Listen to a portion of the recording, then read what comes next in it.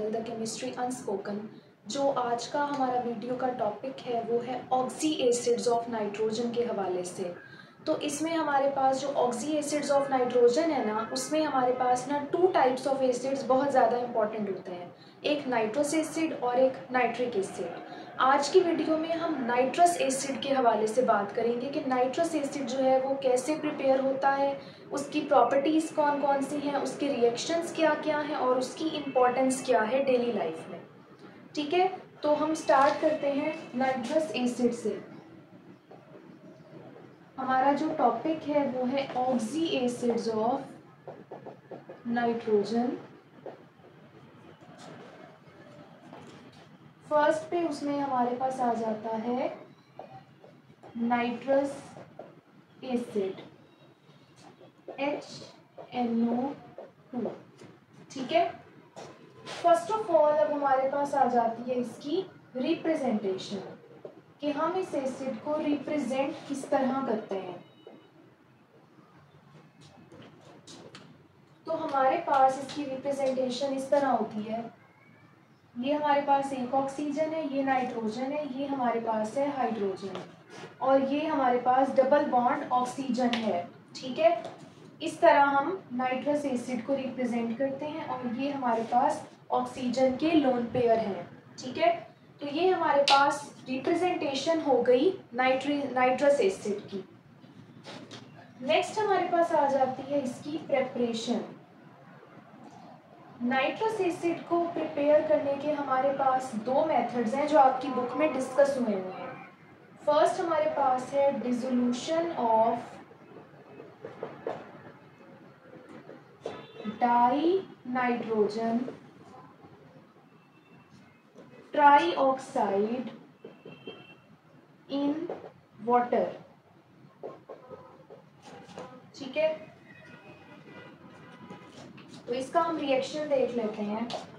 अगर हम die nitrogen trioxide को वाटर में डिसॉल्व करवाएं तो हमारे पास क्या प्रोड्यूस होता है, हमारे पास HNO2 प्रोड्यूस होगा। ठीक है, और ये रिएक्शन हमारे पास कितने टेम्परेचर पे होगा, 0 डिग्री सेल्सियस पे। अगर हम वाटर और डाई नाइट्रोजन ट्राईऑक्साइड को 0 डिग्री सेल्सियस पे आपस में डिसॉल्व करवाएं तो हमारे पास जो हमारे पास एसिड प्रोड्यूस होता है वो नाइट्रस एसिड होता है। सेकंड हमारे पास आ जाती है प्रिपरेशन की technique, reaction between barium nitride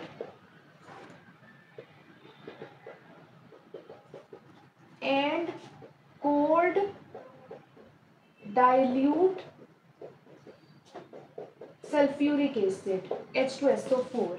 ठीक है, अगर हम इन दोनों का रिएक्शन करवा दें तो हमारे पास हमें नाइट्रस एसिड मिलता है। जैसे कि हमारे पास है बेरियम नाइट्राइड और साथ हमारे पास है H2SO4। तो हमारे पास सबसे पहले क्या प्रोड्यूस होगा, बेरियम सल्फेट और साथ हमारे पास बनेगा HNO2 बनेगा। ठीक है, तो ये हमारे पास ना 2 प्रेपरेशन की टेक्निक्स हैं जो आपकी FSC पार्ट 2 की बुक में डिस्कस हुई है। ठीक है, एक और टेक्निक भी होती है नाइट्रस एसिड बनाने की जो कि हम मिनरल सॉल्ट्स को यूज़ करके बनाते हैं। मिनरल सॉल्ट्स की अगर हम एसिडिफिकेशन कर दें यानी कि उसमें कोई एसिड ऐड कर दें तब भी हम नाइट्रस एसिड प्रोड्यूस कर सकते हैं। ठीक है, तो वो मेथड भी आप इसमें ऐड कर सकते हो। नेक्स्ट हमारे पास आ जाती हैं इसके रिएक्शंस आ जाते हैं। ठीक है, प्रॉपर्टीज हम बाद में डिस्कस कर लेंगे, रिएक्शंस सबसे पहले इसके डिस्कस कर लेते हैं।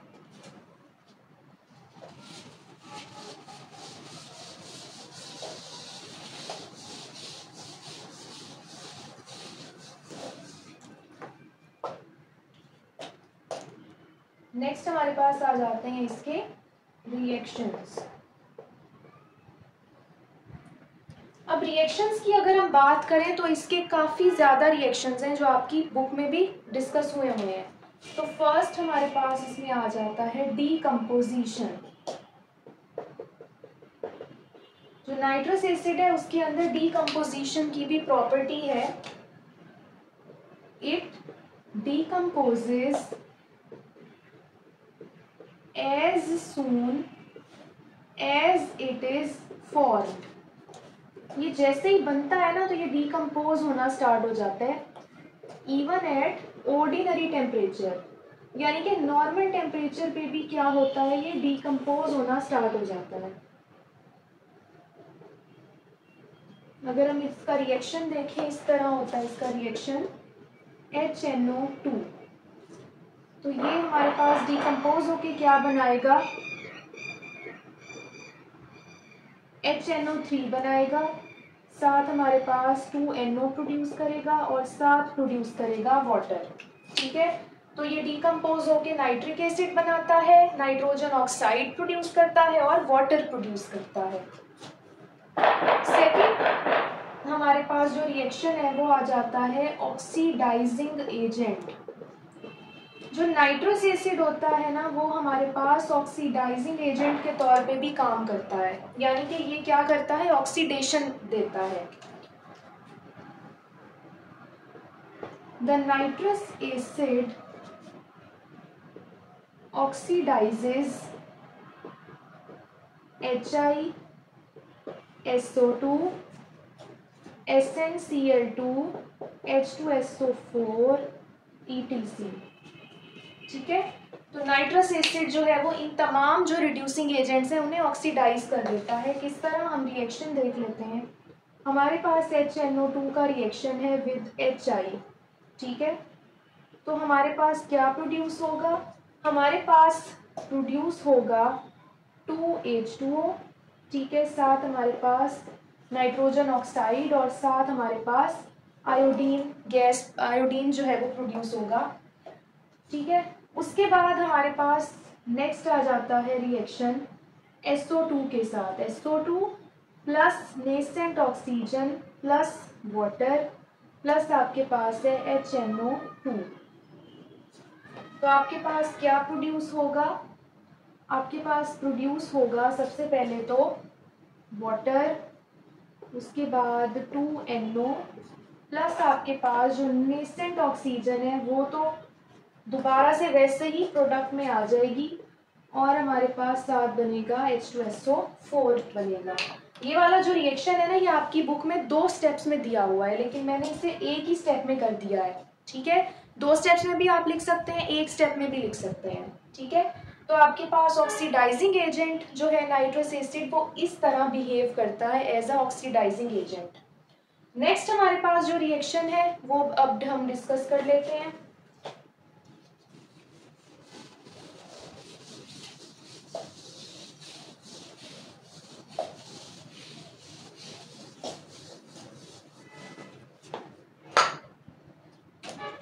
नेक्स्ट जो हमारे पास रिएक्शंस हैं वो है एज रिड्यूसिंग एजेंट। अब नाइट्रस एसिड ऑक्सीडाइजिंग एजेंट के तौर पे भी काम करता है और एज अ रिड्यूसिंग एजेंट के तौर पे भी काम करता है। किस तरह, वो हम देख लेते हैं। The nitrous acid decolourises KMNO4 and bromine water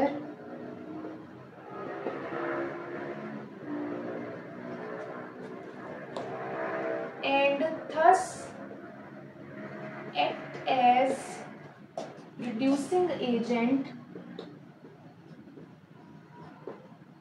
as it reduces to nitric acid.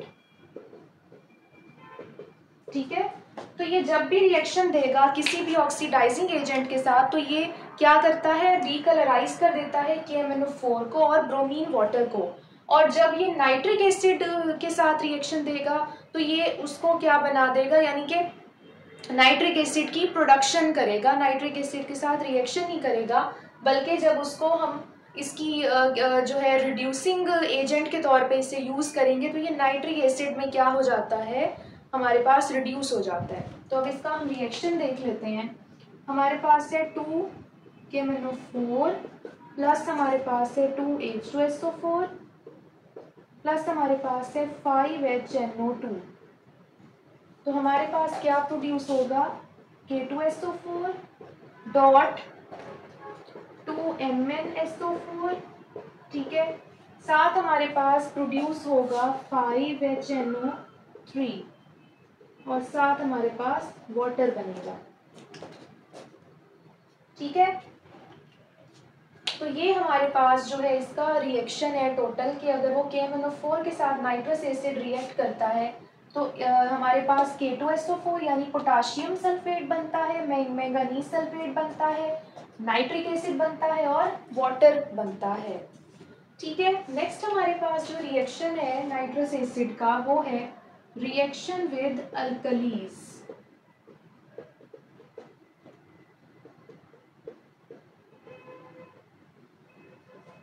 ठीक है, तो हमारे पास आ जाता है इसका reaction as an acid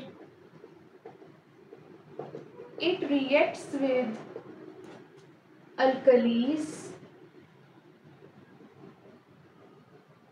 to form salts. ठीक है, तो ये अल्कलीज के साथ जब भी नाइट्रस एसिड रिएक्शन देगा तो वो सॉल्ट प्रोड्यूस करेगा। किस तरह? NaOH के साथ इसका रिएक्शन अगर हम देखें HNO2 तो हमारे पास क्या प्रोड्यूस होगा NaNO2 प्लस हमारे पास बनेगा वाटर। ठीक है, तो ये हमारा रिएक्शन विद अल्कलीज है। लास्ट हमारे पास जो रिएक्शन है नाइट्रस एसिड का वो क्या है? Reaction with compounds containing amine group।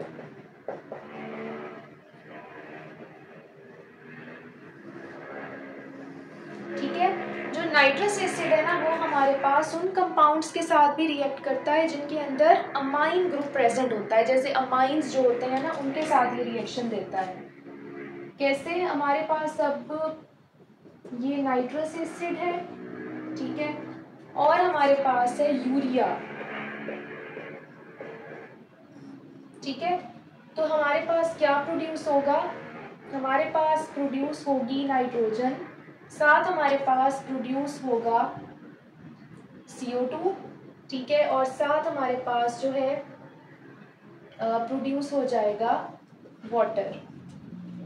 ठीक है, तो ये हमारे पास जो है रिएक्शंस आ गए नाइट्रस एसिड के। ठीक है, फर्दर भी आपको बहुत सारे रिएक्शंस जो है वो इसके देखने को मिलेंगे, लेकिन जो मेन रिएक्शंस है ना नाइट्रस एसिड के वो इतने ही हैं। ठीक है, नेक्स्ट अब हम चलते हैं इसकी प्रॉपर्टीज़ और यूजेस की तरफ कि हमारे पास जो नाइट्रस एसिड है उसकी प्रॉपर्टीज़ कौन कौन सी हैं और उसके यूजेस क्या क्या हैं।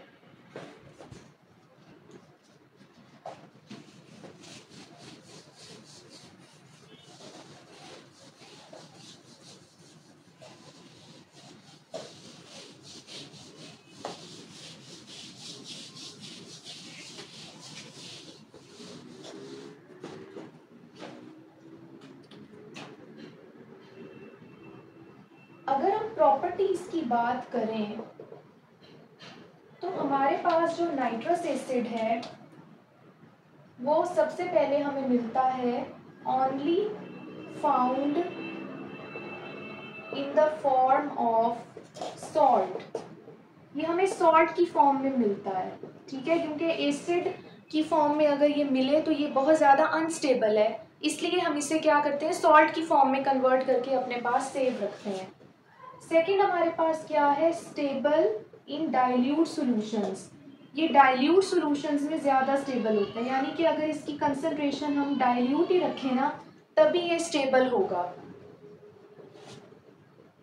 स्ट्रॉन्गली एसिडिक, ये हमारे पास जो है वो स्ट्रॉन्गली एसिडिक होता है।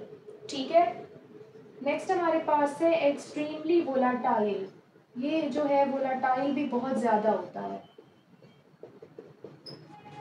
ठीक है, नेक्स्ट हमारे पास आ जाता है मोनोबेसिक एसिड।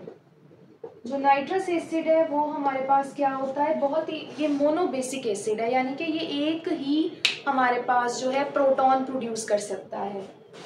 ठीक है, तो ये आपके पास, और हाँ इसका कलर और स्मेल। नेक्स्ट हमारे पास इसका जो कलर है वो होता है पेल ब्लू कलर का सॉल्यूशन देता है हमारा जो नाइट्रस एसिड है। और नेक्स्ट इसकी जो स्मेल है वो बिटर एंड पंगेंट स्मेल है, ठीक है, यानी पंगेंट का मतलब होता है इरिटेटिंग स्मेल, ठीक है, तो इसकी काफ़ी ज़्यादा इरिटेटिंग स्मेल है, ठीक है। तो ये आपके पास प्रॉपर्टीज आ गई नाइट्रस एसिड की। नेक्स्ट हमारे पास आ जाते हैं नाइट्रस एसिड के यूजेस। नाइट्रस एसिड जो है वो हमारे पास एक्सप्लोजिव प्रोडक्शन में यूज होता है, ठीक है, एक्सप्लोजिव प्रोडक्शन में भी हमारे पास नाइट्रस एसिड यूज होता है। सेकेंड हमारे पास ये फर्टिलाइजर्स प्रोडक्शन में भी इस्तेमाल होता है, ठीक है, फर्टिलाइजर्स भी इससे बनाए जा सकते हैं। थर्ड हमारे पास ये इंडस्ट्री एंड एग्रीकल्चर में काफ़ी इसका यूज़ है, ठीक है, इंडस्ट्री एंड एग्रीकल्चर में ये बहुत ज़्यादा यूज़ होता है। नेक्स्ट हमारे पास है ये प्रिपरेशन करता है डाइजोनियम सॉल्ट्स की, ठीक है, उसके बाद ये प्रिपरेशन करता है हमारे पास प्रिपरेशन ऑफ एजोडाइज, एजोडाइज की भी प्रिपरेशन करता है। और लास्ट हमारे पास है identification of primary secondary and tertiary amines. अगर हमने किसी कंपाउंड में अमाइंस की आइडेंटिफिकेशन करनी है ना, तो हम क्या करते हैं, नाइट्रस एसिड टेस्ट को यूज़ करते हैं, जिससे हमें पता चल जाता है कि हमारे इस कंपाउंड में ना अमाइंस प्रेजेंट हैं। जो आपके पास मैंने लास्ट एक रिएक्शन लिखा था ना, reaction with compounds containing amine group, उस रिएक्शन की मदद से ना हम जो है हमें पता चलता है, आइडेंटिफाई हम कर सकते हैं कि हमारा जो कंपाउंड हमें दिया हुआ है, सैंपल हमें दिया हुआ है, उसके अंदर अमाइन ग्रुप प्रेजेंट है या नहीं है, ठीक है। तो नाइट्रस एसिड टेस्ट जो है वो इसके लिए यूज़ होता है। तो ये आपके पास जो है नाइट्रस एसिड के हवाले से जितना भी आपकी बुक में दिया गया है वो मैंने आपको एक्सप्लेन कर दिया है। यूजेस जो है वो आपकी बुक में नहीं लिखे हुए, तो मैंने जो है वो भी आपको बता दिए हैं कि आप उसको ऐड कर लो इसके टॉपिक के अंदर। और प्रॉपर्टीज़ भी जो है वो 2 ही लिखी हुई हैं, तो मैंने प्रॉपर्टीज़ भी ऐड कर दी हैं ताकि आप इस टॉपिक में इनको ऐड कर लो, ठीक है। तो मुझे उम्मीद है कि आपको मेरी वीडियो बहुत अच्छी लगी होगी।